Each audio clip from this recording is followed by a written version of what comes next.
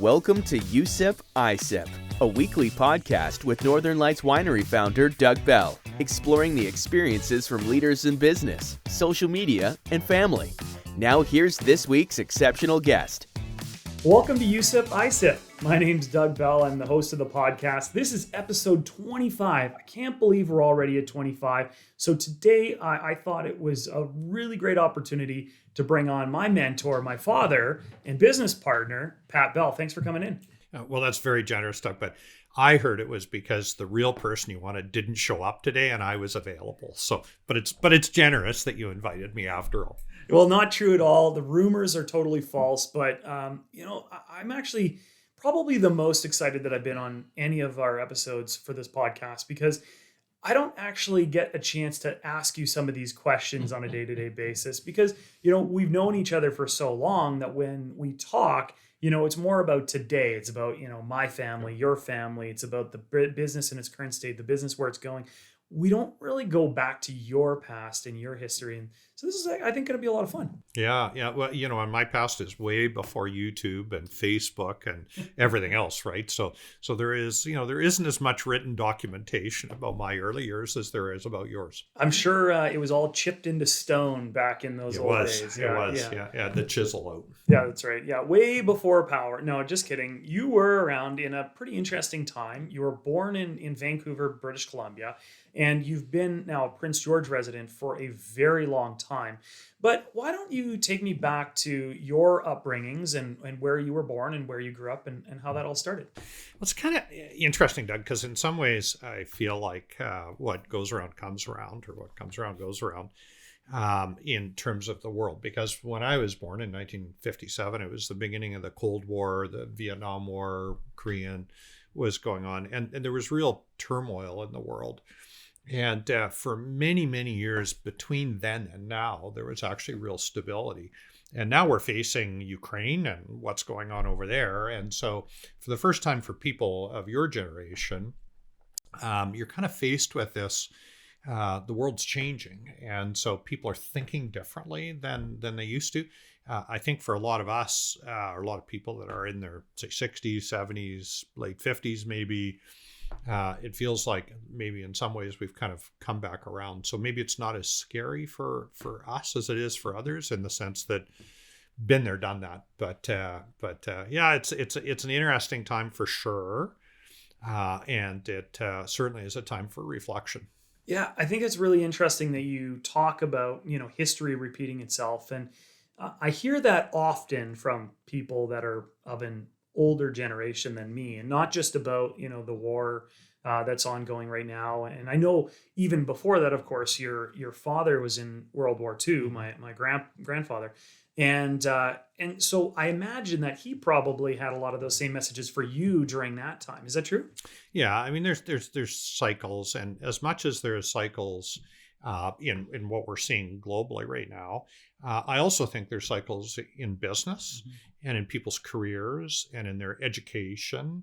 So I think a lot of times stuff that maybe went on 30 years ago, it's worth revisiting now and thinking about, well, what did I learn from that, and how does that apply today? And it's different because when I grew up, we were watching black and white television, and now we go on YouTube and we can kind of search for any country in the world and listen to any different language, and we use Google Translate, and we, all these things that are different.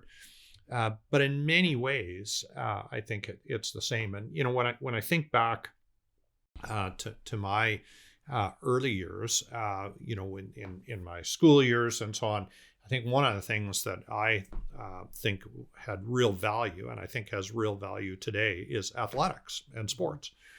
And as you know, I was very involved in athletics. You were very involved in athletics. And I think that teaches you a lot, actually, about business and about your personal career. And I think that being involved in sport and learning how to work hard and competing, they're all good lessons to have. And I think they build, regardless of whether you want to be an entrepreneur or whether you want to stay home and raise your kids. I think all those things are positive. So you were born in Kitsilano, and so what did your parents do, and how was the first few years growing up? I know you were a younger child by a significant margin. How did that play into kind of how you were developing in sports and things when you were very young? Well, my brother's 7 years older than I am. And one of the things that I remember is him taking me to the Dunbar Community Center to play basketball with him.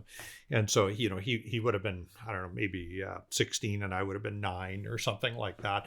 And so I was out playing basketball with all these guys that were like kind of almost double my age. But it was interesting because no one gave me a break. And it was, no, you're out here, you're playing. And, if you get run over, tough luck. So I think one of the things that I learned from that is that you make your own way in life. And one of the things that I find kind of really irritating is when people want to blame everyone else for their problems. We've had this discussion a million times, so it's nothing new for you. But, I just think we craft and make our own lives, and what we put into them is what we're going to get out of them. And we're responsible for what we've created. And so for every person that's out there setting goals, thinking about what they want to accomplish, having a bucket list, all those things is just so important because it allows you to craft your life around what it is that you want to do, not what other people want you to do. One of the things that's very controversial in today's society, and I mean, I don't really want to bring it up too much, but we talk a lot about the coddling of my generation and those that came after me, and how everybody wins, right? The ninth place trophies come out, and you're talking about a time when it didn't matter if you were 7 years younger, they'd run you over to get that basket. How do you think that's kind of played into your success? I think that kind of suggesting that the millennial generation, was coddled, is coddled, and that is why they maybe struggle and expect more from others. I think that's really painting a very broad brushstroke on a huge demographic, and I don't think that's necessarily the case. I think there are many, and you've interviewed many of them on this show, and many of them as well, are hardcore entrepreneurs that are working 16 hours a day, 7 days a week, and they are as busy crafting their future as I felt I was in kind of my more aggressive working years. So, I think it's an excuse for people, and I don't think it's a reason. I think it's an excuse, and I think that people just need to decide, what do you want? What do you want out of life? What's important to you? And when you're 20 or 18 or 25, maybe you know, maybe you don't know, but you probably know the next couple of years.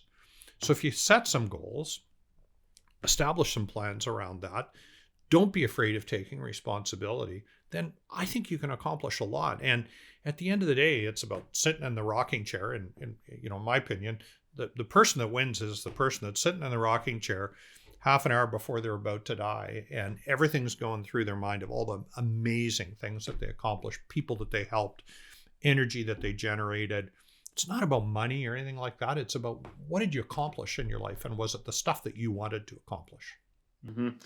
I can't remember who said it, but I remember watching a video recently about somebody who's talking about this very thing and saying that the person you meet when heaven opens up that gate or hell or whatever it is, might be the person that you had the opportunity to be, and you want to be as close to that person as possible. And we never do everything right. Everybody has mistakes along the way. And that's kind of what builds your character. And that's actually what makes you a better person and helps you achieve that goal of being the best version of yourself you could possibly be. Now, part of that for you is entrepreneurship.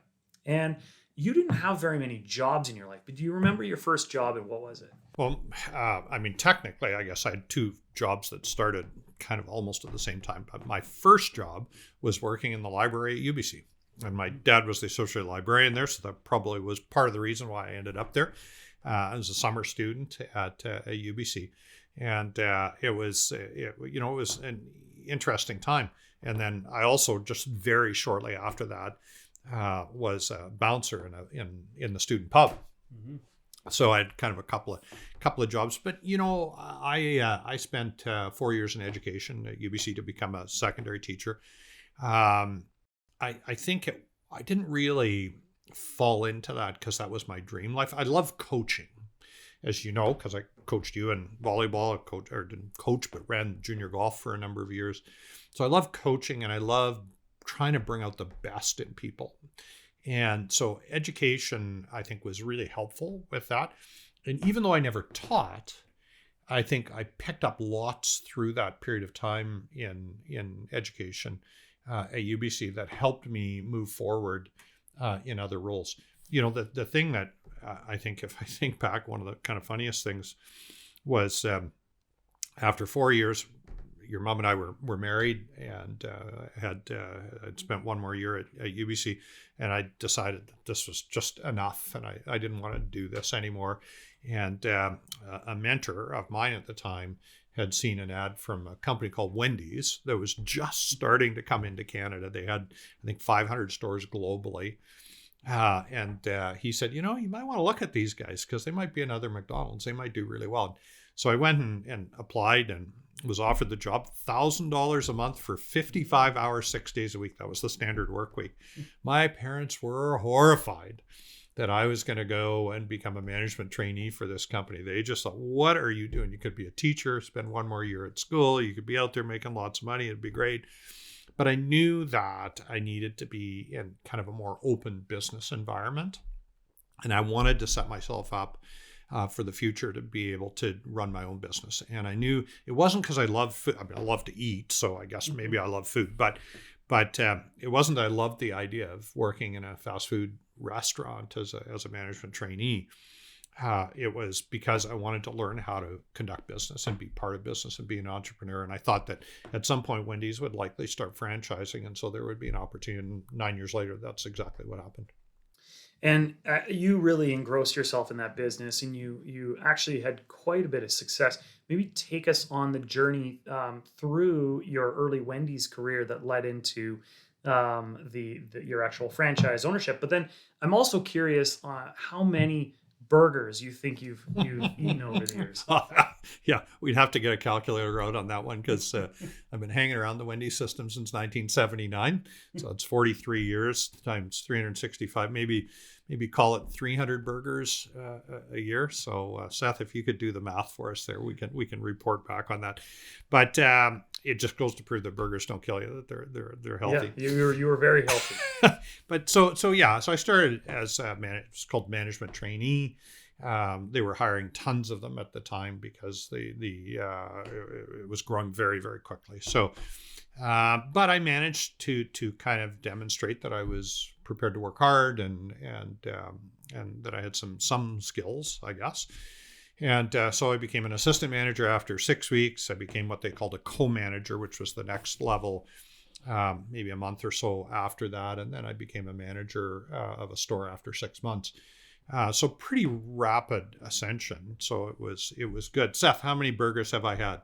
12,900. 12,000. That's a lot of burgers. 12,900. Maybe let's round it to 12,000. So then manager for moved to Kamloops, which is where you were born, and Donna and Diana as well. And opened the store, ran the store there, became a multi-unit manager, ran 5 stores.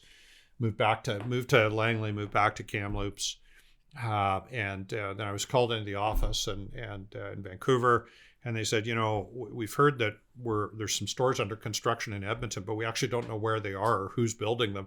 Some Wendy's, and can you go out and have a look? So I went out and arrived in Edmonton. 600,000 people looked around and thought, where would I build them if I was going to build them here? And thought, well, probably around there and around there. Went and looked. Sure enough, there was 2 stores being built by the Gramesian brothers, who also own West Edmonton Mall. Very entrepreneurial, aggressive guys.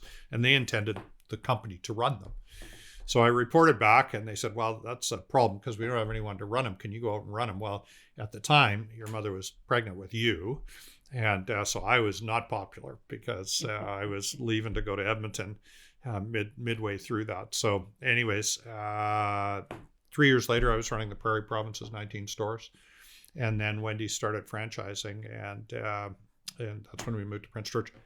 I want to go back though, because you asked me a question and I really didn't answer it. And I think this is kind of the important part for people is through that 9-year period, we moved a ton.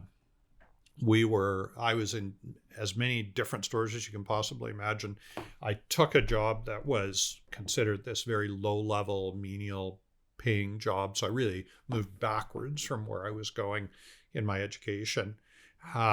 I worked my butt off 55 hours, 6 days a week, and more. I remember when we opened the Edmonton stores, I think I worked 101.5 hours in 1 week. It was, I had to go back and figure it out. And I wasn't making a ton of money through it. I mean, it was okay. And certainly as I ended up running 19 stores, so I made some money. But the point was I was building my career. And I think that often the expectation that people have is that they should be able to walk into maybe a middle management position, a junior executive position, make some big money and make all the decisions and go home and play golf and do whatever. And, it just doesn't work that way. And I don't care whether it was 50 years ago or 100 years ago or 5 years ago or today. If you're really going to be successful, you have to learn what it means to work hard. And that's why going back to athletics, I think there's a direct linkage. Because you work hard in sport. If you're going to be successful, if you're going to play at a fairly high level, you're going to work really hard.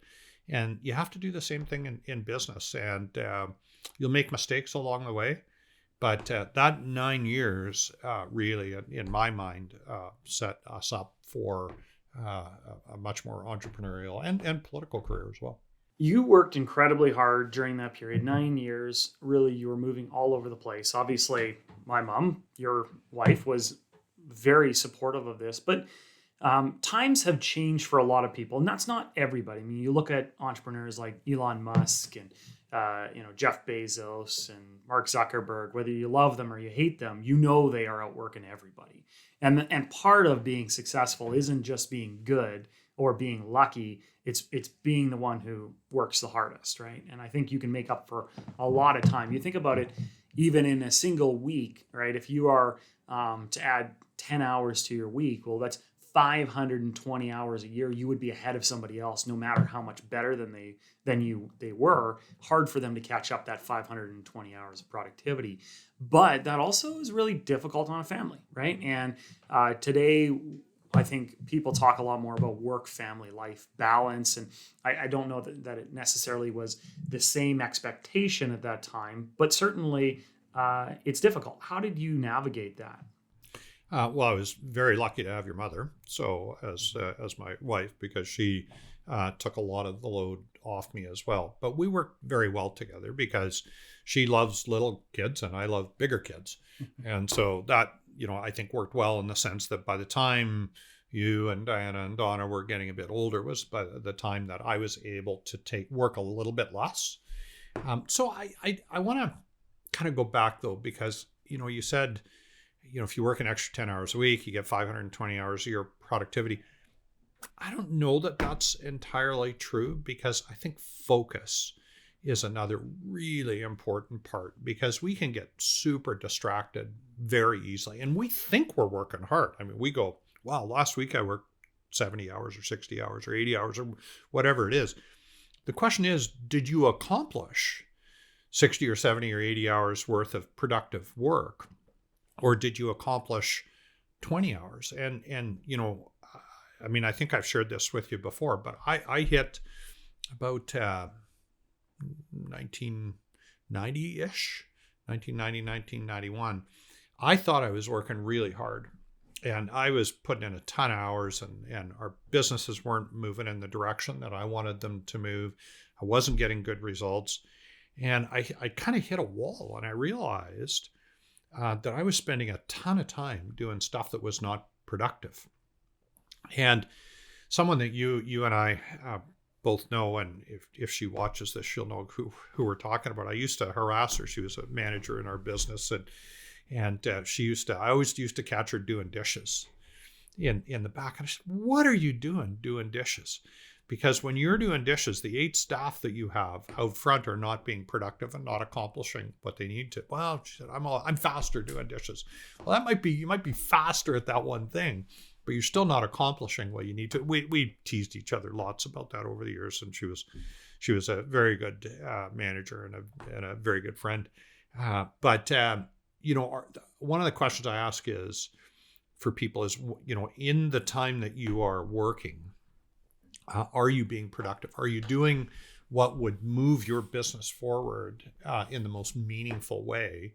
Or are you doing stuff that maybe someone else could be doing? You could delegate, So I think that's really critical. And I think that the expectation that people have today to have more work-life balance is very real and very practical. And it's just changed things. And I'm respectful of that. I think you can be very successful working 30 or 40 hours a week and having a good family life if you're focused and if you really pay attention on the things that are critically important. And part of that is knowing yourself, and part of that is also knowing the dynamics between your family and you. And as you kind of build towards that, I know with my wife, she's incredibly supportive, and she has expectations for me as well. And so when she lays those out, then we work together to make sure that we're both going to be satisfied. But I know a lot of people don't have those difficult conversations, and so their expectation might be different than their partner's. That's incredibly difficult to overcome.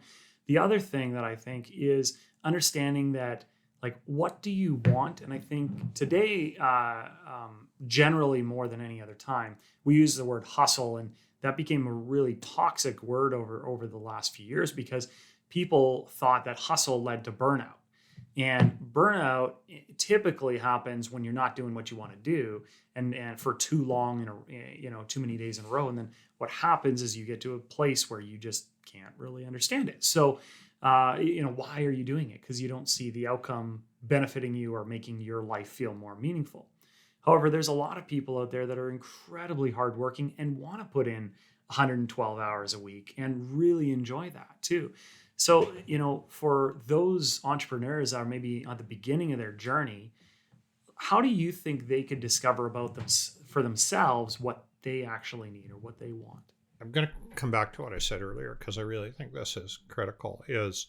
I think that you really need to think about what are your top priorities and what are the things that are really meaningful that will move your business forward.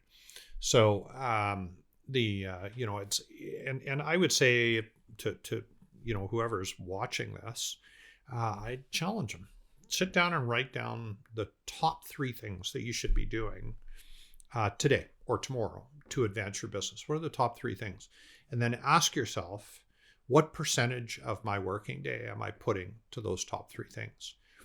And if the two coincide, if you're spending 90% of your time on the top 3 things, then you're probably moving things forward, and it's probably you're probably going to have some success. But I don't think. I think putting in lots of time is important. I think there's a point in time in your life when you can do that. I think largely that's kind of pre-family time. I think once you've had a family, I think you have to, I mean, let's go back to what I said in the first place. To me, it's not, Jeff Bezos, Elon Musk have a ton of money. But all that money isn't going to make them any happier when they're sitting in that rocking chair 5 minutes before they die. Mm-hmm. So what will make them happier is what did they do to help people? What did they do to raise their family? What made what was meaningfully different about their time on this planet that they can look at and say, I made a difference. And part of that's about money, because if you have some money, you can do some things that you wouldn't be able to do otherwise. But it's also about just how can I make things better? And I think that's what's important. So, and part of that is family, and part of it is other people that you help and support and work with.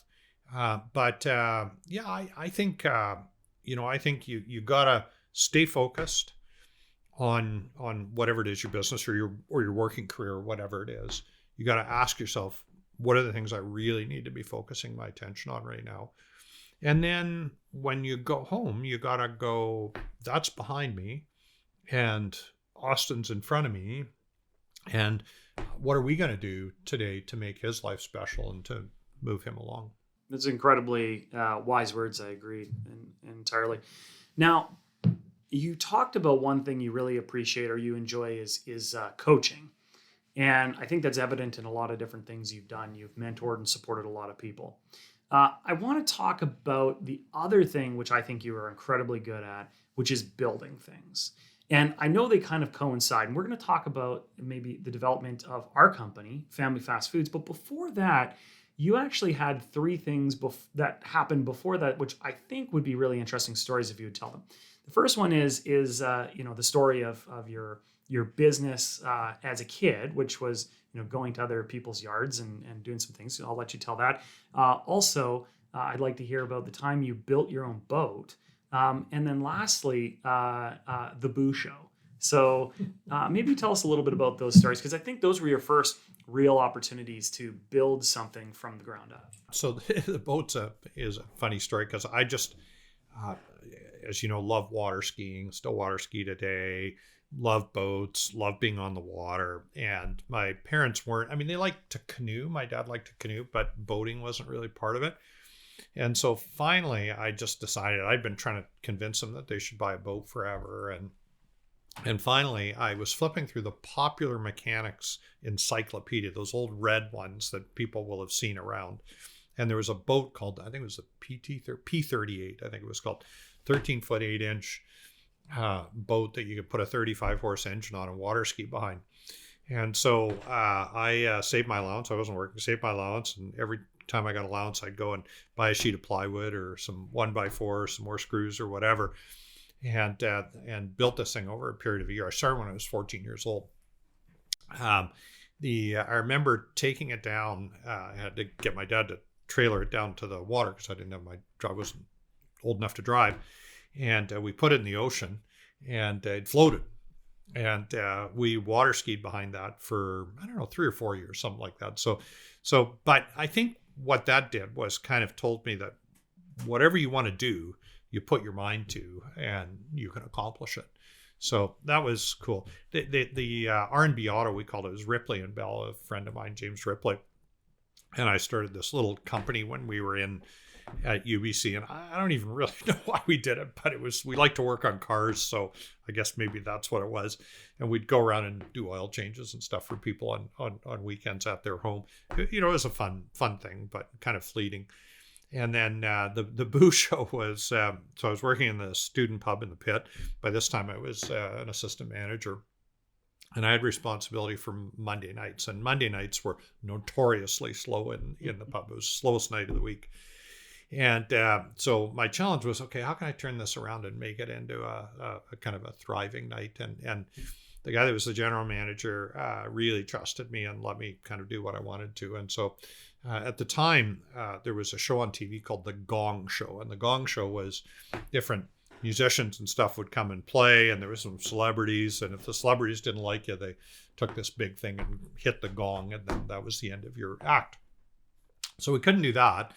So we thought maybe we'll try the Boo Show, which of course in a pub translates immediately into the Booze Show. And the idea was that if you really liked the act that was on, you booed as loud as you could. And if you really hated the act, you clapped and cheered as loud as you could. So it was opposite, right? And we took Monday nights from the slowest night of the week to the second busiest night of the week. And I think they still have some version of that at the pub not quite 40 years later, but no, more than 40 years later. Yeah, not quite 50 years later. But it was fun. But it's again, thinking about what you can do, have some fun with it, kind of be a bit competitive, maybe, be creative. And where did these ideas come from? Were they really driven by you, or, were your parents supportive? Did they think you were crazy doing these things? They must have dedicated a section of their driveway to this boat that they figured probably would never float. Yeah, backyard, but it was in the backyard. But yeah, I mean, I would say not the boat, but the booze show and the R&B traveling auto is probably too much alcohol consumption. So no, I think I mean, the whole idea of throwing stuff up against a wall and seeing if it sticks. I mean, that's what we did when Northern Lights started. Was we had half a dozen different ideas and we threw them all up against the wall, and some of them fell off, and we thought, okay, well, that one's not going to work, and some of them stuck, and we thought, well, maybe we should try that. And then this property came available, and that's ultimately what drove the decision, was that the location was so good that we wanted to pursue it. But yeah, I think you can't be afraid to fail. And that's tougher when you're 65 than it is when you're 37. It's much tougher because you don't really want to throw away a lot of what you built. But the true entrepreneur can never be afraid to fail. They have to be willing to take on new things and new ideas and just go for it. And in 1988, that's exactly what you did. You sold everything that you had. You put all the money into a pot. Matter of fact, I believe that it was in a bag or something. And you sent my mom to the bank to deposit it. What did you say to her at that? I said, it was actually a check. So it wasn't a bag of money, but it was a check. It was a certified check. And as she walked out the door, leaving me responsible for you and Diana and Donna, I said, you are coming home, aren't you? Your whole life savings, everything that you had built up until that point, which was very difficult because you weren't getting paid a lot, of course. You had now this franchise agreement in place to build some restaurants in Prince George, BC, which is, of course, where my mom is from. And then you started down this journey, and you kind of risked everything, for this dream of owning your own business. Yeah. And I guess one other thing that I would say, just to add to that, is as we made that shift from being employed to being unemployed, or going to work for yourself, I think entrepreneurs have to be willing to ask for help. And I certainly did that of lots of people, of my family, of Brenda's family, of other friends and colleagues. But, often people don't want to ask for help. And there's only two answers you can get when you ask a question. It's either yes or no. And people are so afraid of getting a no that I think they don't want to ask the question. They'd rather not ask the question than ask it and risk the no. And certainly 12 years of politics and just my kind of general life, I mean, I'm used to getting rejected all the time. So it's, it doesn't bother me. But you have to, if you're going to be successful entrepreneurially, in my mind, you have to be prepared to get some no's along the way, and you have to ask the question. So what was the steps that you took when you first arrived in Prince George? And I'm not even sure that you had a location at that time. No, we didn't. So we arrived in Prince George in May, I think, of 88. And we'd been working on a couple of sites. And one of the sites, which is now Denny's actually, was our preferred location. And we just couldn't push it across the finish line. We didn't know why that was, but we just couldn't get it across the finish line. And so we started looking for other sites. So the Victoria Street Wendy's was the one that came up. And at that time, it was a 5-acre parcel of land that had just sold to a developer. And so we got in touch with the developer, and he said, absolutely, we'd love to have you there. And so that one moved along very quickly. And we opened it. You think about construction today and it taking years to build things. We moved out here in May of 88. I think we started construction in maybe August, and we were open in December. Wow. So it went that fast. And then that store was doing fairly well. And so we thought if one was good, two's got to be better. And so we started looking around and found the Central Street location.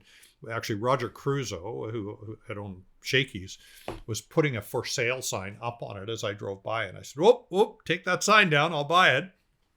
And and that's a true story. Ask Roger. And we bought it, flipped it to a developer because we didn't really have the cash to do both, and built a second store, and that one was open in December of 89. So it was a period of rapid development for us, and then we went on to do lots of other stuff.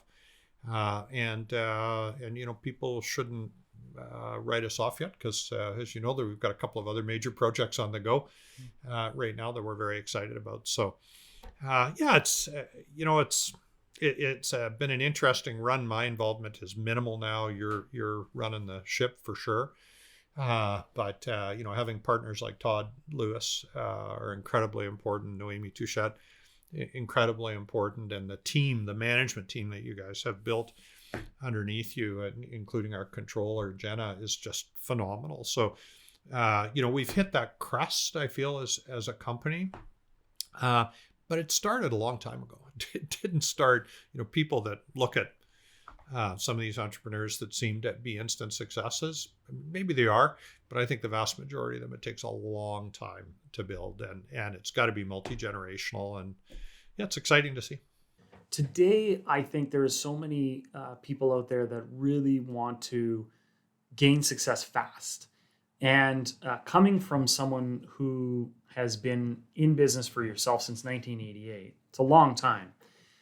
How did those early years work? Because it really wasn't successful right off the bat, I don't think. No. And I think what people see and what's really going on is a lot like a duck. So it always looks calm on the surface, but pedaling like hell underneath. So, I think anyone that wants fast success should be prepared for disappointment, because it's probably what they're going to get. There are some technological things, and Jeff Bezos is a classic example of that, actually, that he right time, right place, right idea, real driver, key person for sure.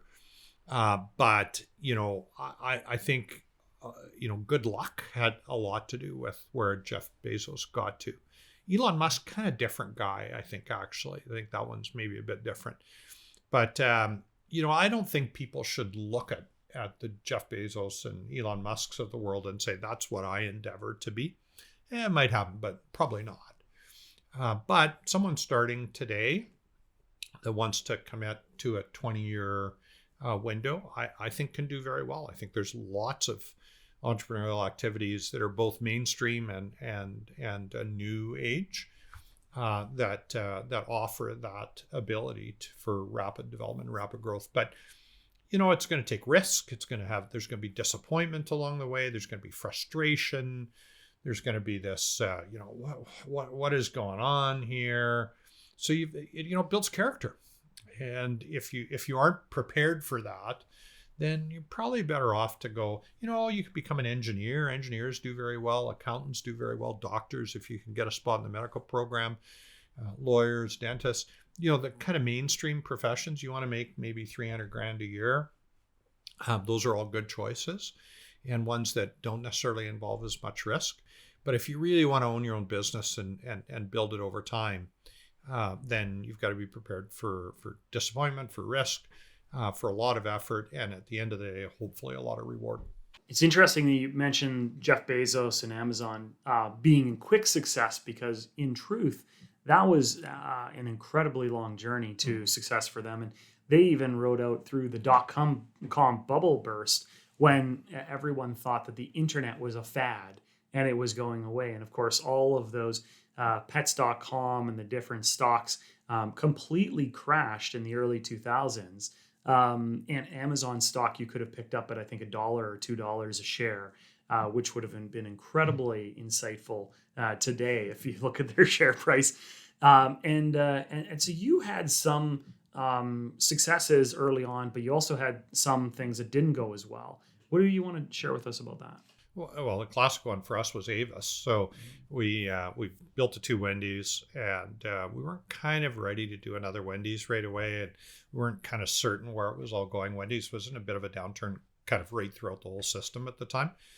And so I saw an ad in one of the local papers that said that Avis was looking for a franchisee, and we thought, well, franchisee, how difficult can this be? We're running a couple of restaurants.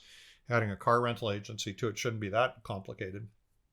And so we acquired the rights to Avis and ran it for about maybe 2 years or so. And it was an unmitigated disaster. We lost more money, this was kind of when I hit the wall that I talked about earlier, about realizing that I was not putting my effort to where it needed to be. I was spending all of my time running this one little segment of our business. And as a result, the Wendy's side of the business was kind of going downhill at the same time. So fortunately, I got to the point where I realized we got to get out of this thing before it took the whole ship down. And we did, and it refocused me. And I think in many ways that might have been a turning point in kind of my entrepreneurial career, was realizing that failure is part of the equation, and you better be paying attention to what's going on, and you better have really good data. I think that was kind of the one other thing for me, is having good financial data. And as you know, I'm a stickler in financial data. I want it now, and I want it in detail, and that's true. Doesn't matter if it's a board I'm sitting on or what it is. I think financial data is really important. But it was good to have that failure. I have something that I call stippled ceiling syndrome. That's in all the old houses, not in yours, but in all the old houses, they had stippled ceilings. Stippled ceiling syndrome is when you're lying in bed at night, in the middle of the night, and you're looking at the ceiling, trying to figure out how you're going to make a $20,000 payroll with $10,000 in your bank. And most entrepreneurs have gone through that. And if they say they haven't, there's probably a good chunk of them that are lying to you. So it is part of what builds character, and what I think in the long term can build success. But it's acknowledging that and knowing it, and knowing that it happens is critical. So how did you make the decision, though, to take something that you had built for 2 years and move on from it in a responsible way, because you knew maybe that you weren't getting the success or the focus within your core business? This kind of comes back to the financial data piece, right? So it was when, I think we were hiding, we were shuffling numbers around so that there was no office costs for Avis, but yet it was consuming space, and that expense was being carried by Wendy's. My time and effort was being carried by Wendy's, paid for by Wendy's, but I was dedicating most of my time to Avis. So I think it was having really good financial data, and then having the discipline. And I did not have the discipline. So I'm not saying I'm a hero at all, but I did not have the discipline for a long time to actually look at that and say, this is dragging us down. And at some point, when I ripped apart the financial statements, I said, there's something wrong here. And I realized, no, this is bad news bear, and we need to get out of it. And that's the other thing, is that, at the time we tried to kind of sell it as an ongoing business, and without much success. And so in the end, we just dissolved the business and sold the assets. And that was the best decision we could make. And I would say it's what's led to a lot of the discipline and pressure that I often put on you to run the business carefully and prudently, and have the financial data that we have to know whether or not it's working. So, yeah, that must be really challenging for sure. But then you were able to refocus on the business, and you grew the Wendy's business to a great level of success through the 90s, and then it kind of put it on a really strong financial ground. You developed people underneath you that ended up taking over the business for you, and you were able to move on to something new.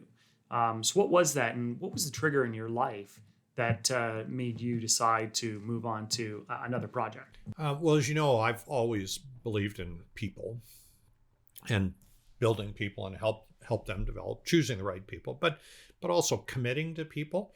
And your mother often accuses me of that I overcommit to people, that I'm not willing to act if someone maybe isn't quite doing as well as we'd wanted. And I often tell her, for someone that's been married to me for 44 years, I'm not sure that that's something you should complain about.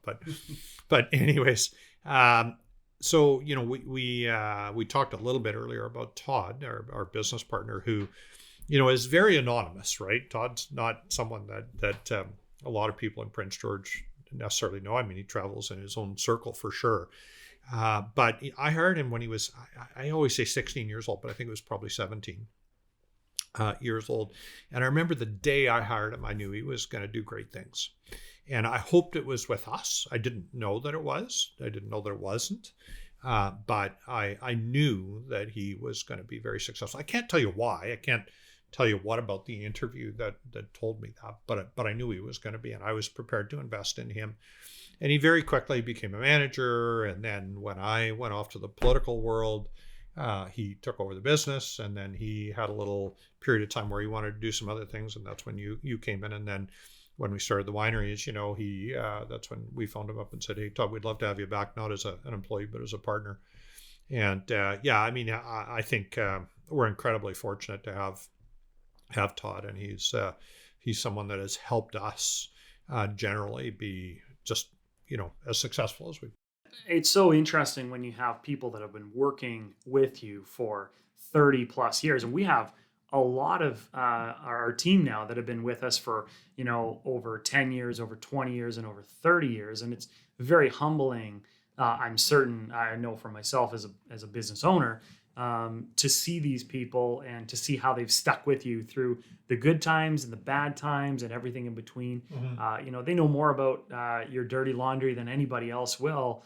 And it tells you that you're doing some things right, because otherwise they wouldn't be with you. And especially when you know how good they are, it feels pretty good, I imagine. Mm-hmm. Oh, for sure. And one of the ones I often think about is when I headed into the political world in 2001 or so, 2001. Politics can be a tough sport. It's a blood sport for sure. And I think it was around 2000, must have been 2005, because I think we were coming up to the election.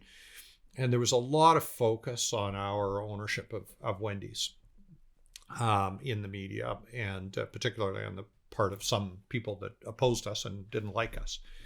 And there was lots of things being said that just weren't true. But how do you defend it? How do you say no, that's not true? I mean, you can try, but it's not going to go very far.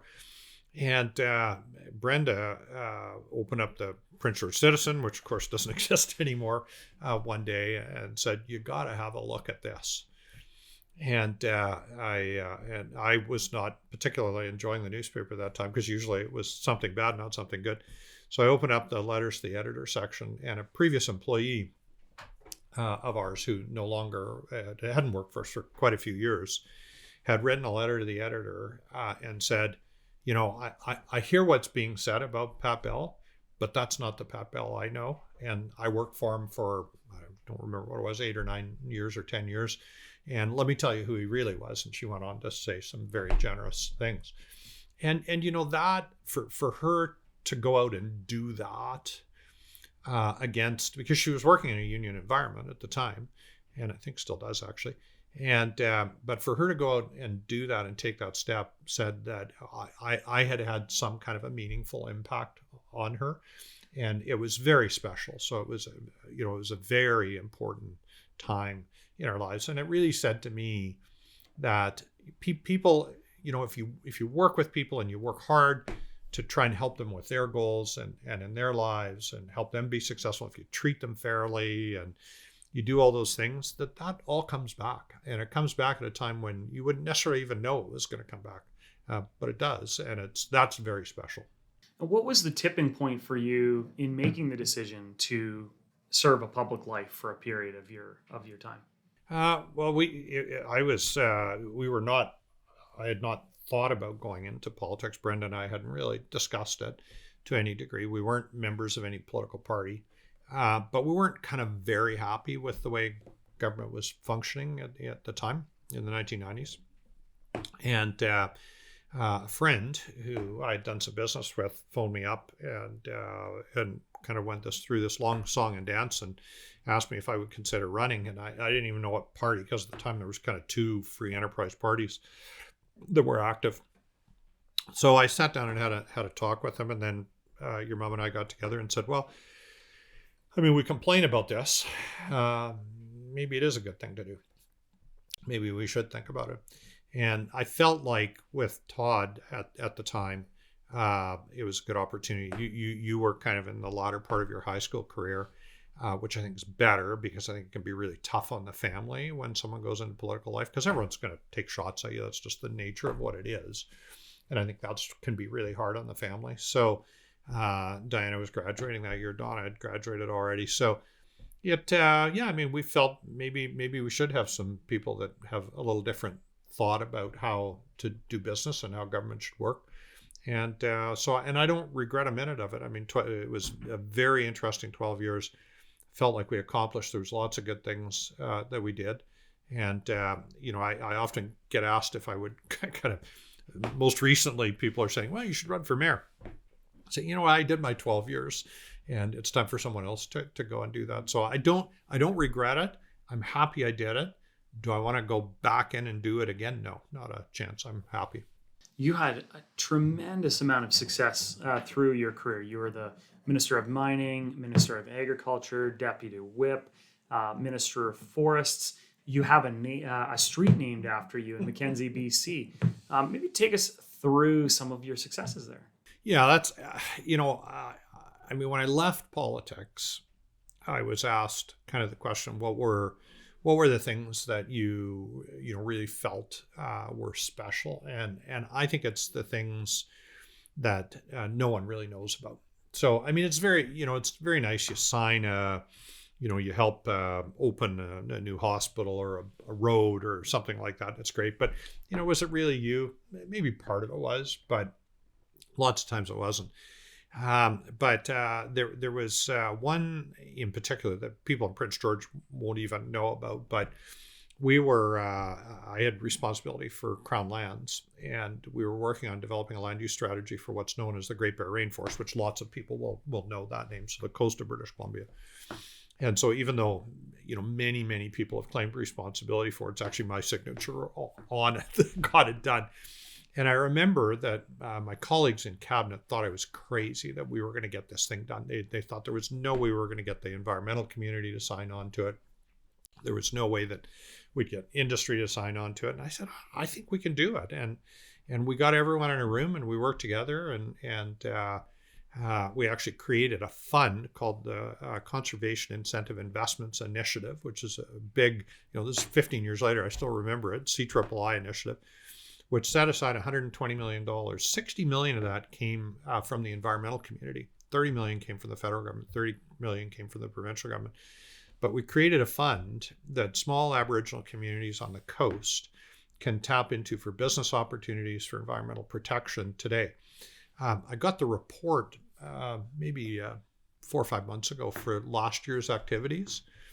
And it's incredible. It's amazing what's going on out there still as a result of that investment. And the part that I remember most about that is my colleagues in cabinet gave me a zero chance of making that happen. And when we pushed that over the hill, it's one of the things that I look back and I know that, even today, but I also know 50 years from now, there's going to be a young Aboriginal guy, an Indigenous guy on the coast that's going to have a great idea that wants to implement something that can't do it financially. And they're going to go to that fund and they're going to be able to draw some money out of that fund because it's a perpetual fund. They're only spending interest on it. They'll be able to draw some money out of that fund and make themselves a success and improve the life of people that work for them. So for me, that's kind of the really special stuff.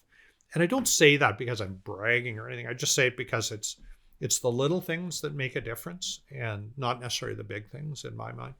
That's incredible. And another amazing accomplishment you had was during a time of incredible difficulty in the forestry sector. And you were the Minister of Forests at the time, and you had a strategy to diversify the economy. What was that and how did that come about? It was interesting because every time I took over a portfolio, it seemed like it was the worst of the worst. So when I went into mining, I think copper was like 68 cents a pound and then it went to $3 a pound. Did I have anything to do with that? No, but it was getting mines open. And forestry, there was actually one company sold lumber for $128 a 1,000 board feet. To put some perspective on it, lumber was approaching $2,000 a board foot last year. And it kind of is trading, I think it's $600 or $700 right now in that range anyways. So $128 is not covering anyone's costs at all. And it was a softwood lumber dispute. Does that sound familiar at the time? So the Americans were not allowing lumber into the U.S. To the degree that we wanted to ship it.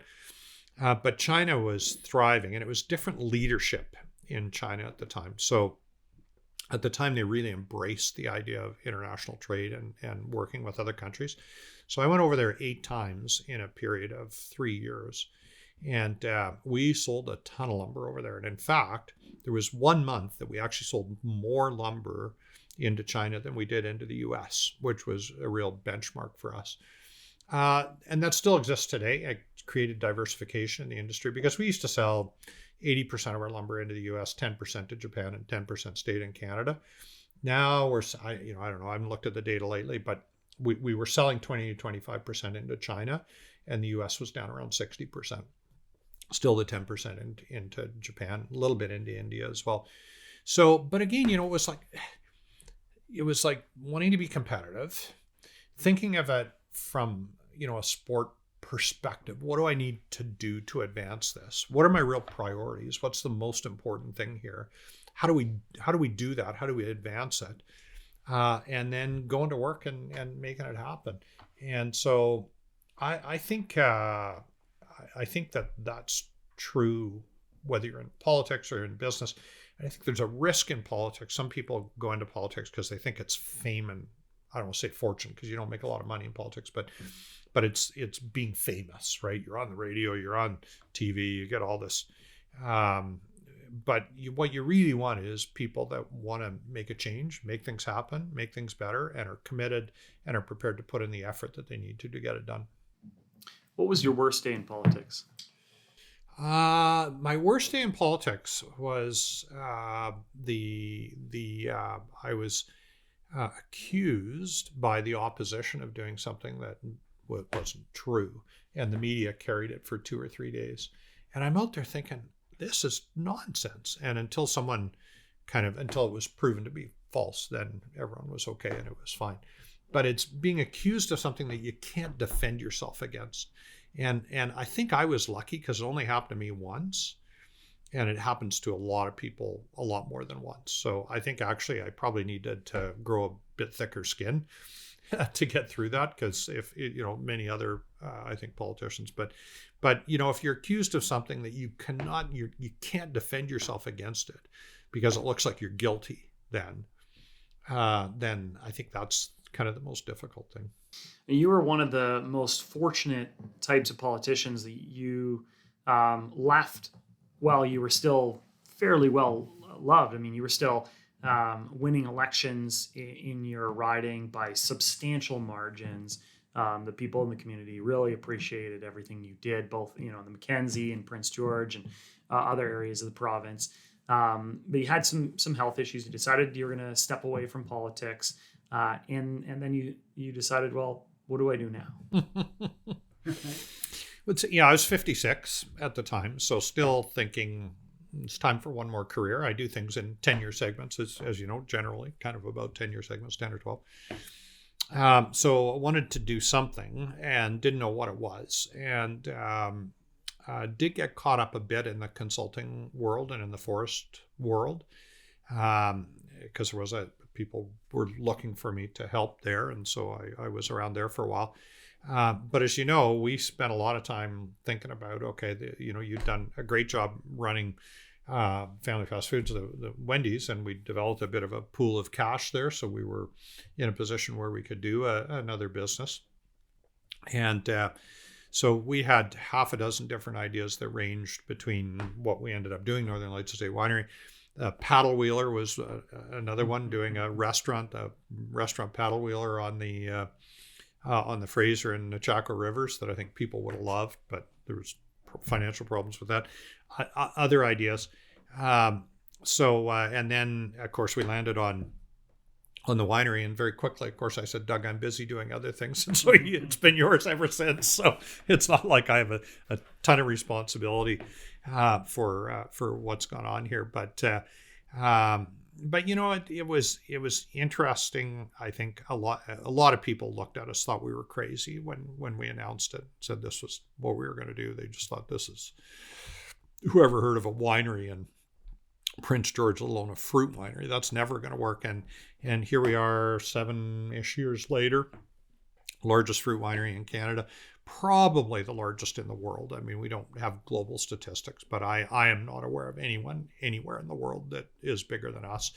And we're on a path, I believe, in the next 2 or 3 or maybe 4 years to start challenging some of the big guys. So, when you go into the liquor store and you see, a bottle of wine produced by Jackson Triggs or Sumac Ridge, I mean, could Northern Lights be of that size and scope in another 2, 3, 4 years? And, I think there's a very real chance that can happen. It'll be under your leadership, not mine, by the way. But I think there's a very real chance that can happen. And I think that would be very cool for this little Prince George-based business to become at least provincial, if not national, maybe international scale business. That's incredible. And I certainly see that vision, and we work really hard because I think it's such an opportunity, not just for us as the Bell family, but for the city of Prince George and the pride that people put into our business. And that's really exciting and appreciated. So, I mean, you've continually really proven people wrong. I think you take a lot of pride in that. I can see it because every time, you've had some of these successes, it's often come on the heels of someone saying you can't do that, it's not going to work. That's incredible. I think it's a great message. Is there any last message that you want to leave our audience? And also, where can they find you on social media if they'd like to follow you and what you decide to do in the future in your next career? Mm-hmm. Well, I'm most active on Facebook, so that's where I spend the bulk of my social media time. I have a pretty active LinkedIn profile as well. So the rest of the social media world is not something I engage in on a regular basis. Those two keep me busy enough. But I guess I would say to everyone that's listening, what's really important is have a goal. Think about what you want to accomplish. Set a time frame that's reasonable for you. If you're younger, maybe it's a shorter period of time. If you're older, maybe it's a really short period of time. If you're somewhere in between those two places, maybe it's a longer period of time. But think what it is that you want to accomplish and make it maybe more of a bucket list than a goal. And then stay focused, because in the times in my career when I've struggled, when it's been a challenge for me where I haven't been as successful as I'd like to be, it's because I became unfocused. Is unfocused a word? I think it is. It's because I've become unfocused and I've lost the ability to really drive the agenda and drive the business forward. And that's true whether you're working for someone else or whether you have your own business. It doesn't matter. It really doesn't matter. It's all the same. It's about staying focused, staying committed, treating people well, being honest with them. That pays off. That's incredible. Thank you so much for your message. Thank you for your time today. This is a great 25th episode of USIP iSIP. My name's Doug Bell. Thank you, Pat, for coming on today. Until the next week, cheers. Thank you for listening to USIP iSIP. Please hit the 5-star rating and leave us a review. If you'd like to learn more about Northern Lights Winery, text us at 604-670-4046 or visit us on social media at Northern Lights Winery.